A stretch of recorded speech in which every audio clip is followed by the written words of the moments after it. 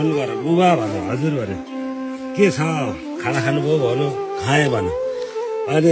अनि यसपालि त डाइरेक्ट म त अर्थकै केही भन्ला कि भनेको त अनि यसपालि चुनावमा त घन्टीलाई दिनुपर्छ नि भनेर विदेशमा छन् अनि त्यहाँबाट त्यो भनेपछि ल हुन्छ मलाई छोरै नभन्नु त्यसमा चाहिँ तपाईँले अपराध गर्नु हुँदैन भनेर ठ्याक्क भन्नु त्यो भनेपछि आखिर यसो सोचेँ मैले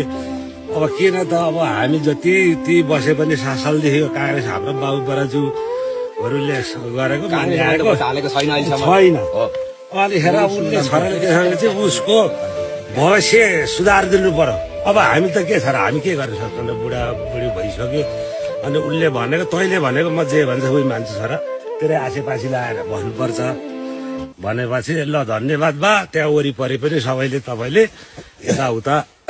भनी सुनी गरेर तपाईँले भनेपछि मान्छन् भनेर भन्ने कुरो छोराले गरेर ल धन्यवाद भने भन्थे मैले त्यसमा नदिएको अब यसपालि मलाई पनि यो च्यान गर्ने मन थियो भित्री मन चाहिँ र अनिखेर त्यसबारेमा अनि अहिले चाहिँ उहाँ त अब हाम्रै दाजुभाइ भान्जी घरका मान्छे होइन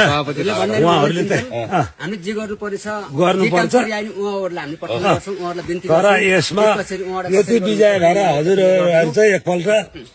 नेताजीले चाहिँ यहाँ एकपल्ट हाम्रो मुख हेर्न आउनुपर्छ।